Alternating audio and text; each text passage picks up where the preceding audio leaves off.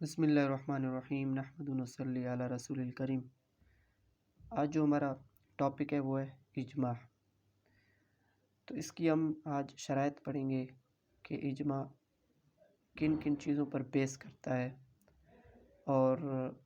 اجماع کی لغوی معنی کیا ہے، اصطلاحی معنی کیا ہے۔ تو الاجماع فی اللغہ العزم والاتفاق۔ اجماع کی جو لغوی معنی ہے اس کا اتفاقی ہے۔ تو اصطلاح میں جو مجتہدین نے بیان کیا ہے، اتفاق المجتہدین من امت محمد صلی اللہ علیہ وسلم بعد وفاتہ فی عصر من العصور علی حکم شرعین۔ یہ 5 اس طرح سمجھے کہ اسینشلس ہیں، کمپوننٹس ہیں جو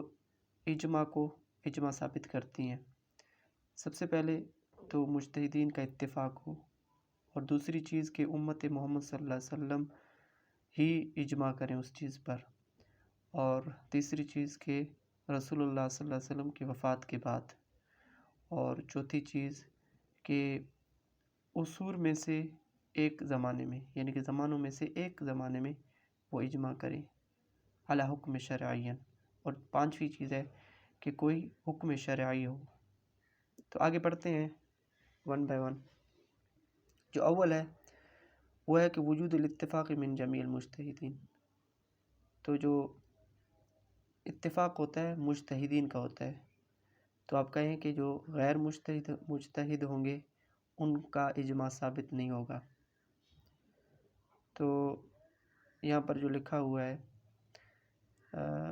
فَإِذَا اتَّفَقَ الْأَكْثَرُ عَلَى الْحُكْمِ الشَّرْعِيِّ فَإِنَّ اتِّفَاقَهُمْ لَا يَكُونُ إِجْمَاعًا لِأَنَّ الْإِجْمَاعَ هُوَ اتِّفَاقُ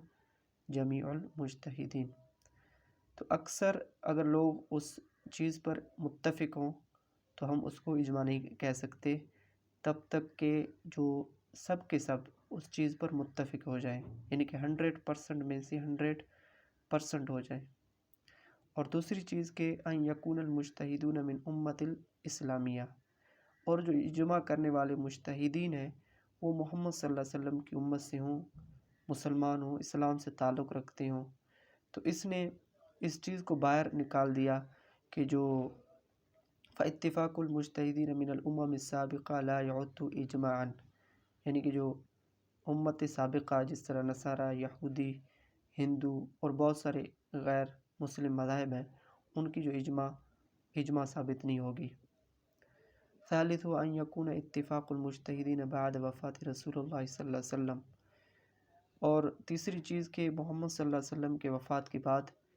مجتہدین کا اتفاق ہوا ہو، اس کو ہی اجماع کہیں گے۔ تو کیونکہ لأن رسول ان کان بین المجمعین کانت الحجۃ فی قول وحدہ۔ اگر کوئی مسائل آپ صلی اللہ علیہ وسلم کے زمانے میں پیش آ جاتا تھا تو آپ صلی اللہ علیہ وسلم کی ایک قول، یعنی کہ آپ صلی اللہ علیہ وسلم کے اکیلا قول ہی اس چیز پر یعنی کہ حجت قائم کر دیتی تھی، کیونکہ آپ صلی اللہ علیہ وسلم پر وحی اترتا تھا تو اس بات کے مطابق اللہ تعالیٰ فیصلہ سناتا تھا۔ تو اس وقت کوئی اجماع کی ضرورت نہیں پڑتی تھی۔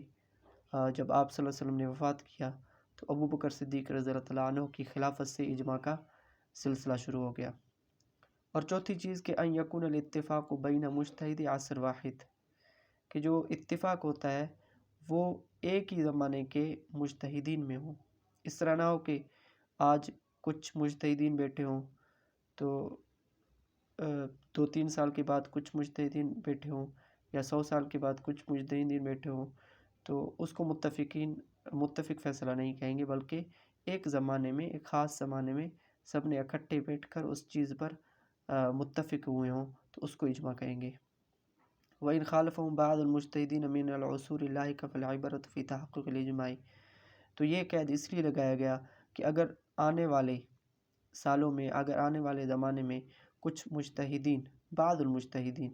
اختلاف رکھتے ہیں تو اس کی جو اختلاف ہے اس کو ہم حجت نہیں بنائیں گے، کیونکہ اجماع کے خلاف جانا پھر گناہ ہو جائے گا۔ اور 5ویں چیز کہ ان یکون الاتفاق علی حکم شرعی، تو جو اجماع ہو وہ کسی حکم شرعی پر ہو، حکم میڈیکل سائنس پر نہ ہو، نہ ہی جیوگرافی چیز پر ہو، نہ کوئی کسی اور چیز پر ہو، بلکہ حکم شرعی ہو، جو شریعت کے ساتھ تعلق رکھتا ہو اسی پر اجماع ہو کے ہوگا، اس کے علاوہ کسی اور چیز پر اجماع نہیں ہوگا۔ تو انواع الاجماع پڑھتے ہیں کہ اس لحاظ سے دو ٹائپ ہیں، ایک قولی اور دوسرا سکوتی۔ الاجماع القولی، الاجماع السکوتی۔ تو الاجماع السکوتی میں نے یہ 1 لکھا ہے، فالاجماع القولی او الصریح هو اتفاق جمیع المجتہدین قولا، یعنی کہ جو اجماع القولی ہے، جس کو صریح بھی کہتے ہیں کہ واضح اجماع ہوتا ہے، جو یعنی کہ سب مجتہدین نے اپنی رائے قائم کیا ہو، وَهَذَا قَدْ يَكُونُ بِإِجْمَاعٍ فِي مَكَانِ واحد، اور دوسری چیز کہ وہ اجماع بِإِجْتِمَاعِهِمْ فِي مَكَانِ واحد، اور وہ اجتماع جو اکٹھا ہوا ہے وہ ایک ہی جگہ پر اکٹھا ہوا ہو، بعد ببحث للواقعۃ او النازلۃ المعروضۃ وتصریح کل مجتہد برأی فیہا، تو انہوں نے کسی مسئلے پر بحث کیا ہو، ڈسکشن کیا ہو، اور اس کے بعد وہ ایک رائے پر قائم ہوئے ہوں، ان تقع النازلۃ فیفتى فیہا کل مجتہد بنفس الفتوى والحکم فیحصل الاتفاق قولا، اور اس طرح ہوا ہو کہ جو مسئلہ پیش آیا تھا، ڈسکشن جس مسئلے پر ہو رہا تھا، اس پر سب مجتہدین کا فتویٰ کیا ہو، سیم ہی ہو، ان سب کا رائے اور رجحان ایک ہی ہو جائے، تو اس کو ہم اجماع کہیں گے، اور وہ ہے الاجماع القولی۔ 2-3 پوائنٹس ہیں۔ سب سے پہلے کہ وہ صریح ہو، یعنی کہ زبانی ہو، یعنی کہ سب اپنی رائے دیں، اور دوسری چیز کہ ایک ہی جگہ پر ہو، اور تیسری چیز کہ جو ان کا فتویٰ آگے نکلے گا، یعنی کہ اس بات پر جو رزلٹ نکلے گا وہ ایک ہی نکلے، یعنی 100% میں سے 100% لوگ اس چیز پر متفق ہوں، تو اس کو کیا کہیں گے، الاجماع القولی۔ ابھی دوسرا ٹائپ ہے الاجماع السکوتی۔ تو ہم نے وہاں پر کیا پڑھا تھا کہ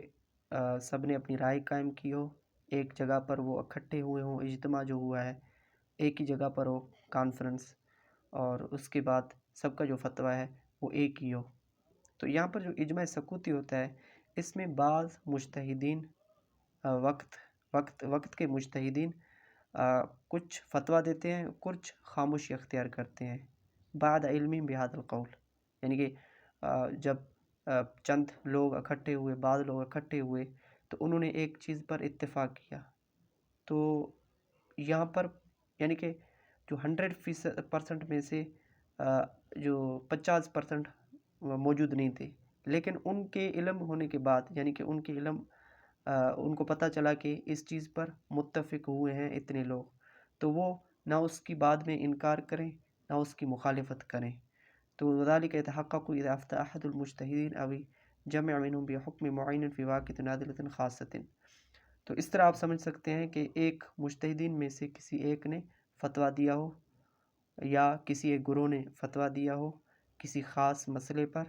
تو ثم یبلغ هذا الحکم بقیۃ المجتہدین، پھر وہ جو بات ہے، وہ جو فتویٰ ہے جو بقیہ مجتہدین کو پہنچتی ہے، فیسکتون ولا یعترضون علی هذه الفتوى بعد البحث والدراست والتأمل، تو وہ چپ ہو جاتے ہیں، یعنی کہ سکوتی کا مطلب ہی چپ ہونا ہے، نہ وہ اعتراض کرتے ہیں اس فتوے پر، اور اس پر وہ اپنی جو ان کی خاموشی میں یہ بات پتہ لگ جاتا ہے کہ یہ اس جو اجماع کا مخالف نہیں ہے، بلکہ انہوں نے بھی اس پر ایک مہر ثبت کر دیا ہے کہ یہ اجماع ٹھیک ہے۔ تو یہ تھا الاجماع السکوتی۔ تو یہاں پر آج کا جو لیکچر ہے وہ ختم کرتے ہیں۔ تو اگر پسند آئے تو لائک کریں، سبسکرائب کریں، اور دوستوں کے ساتھ شیئر کریں۔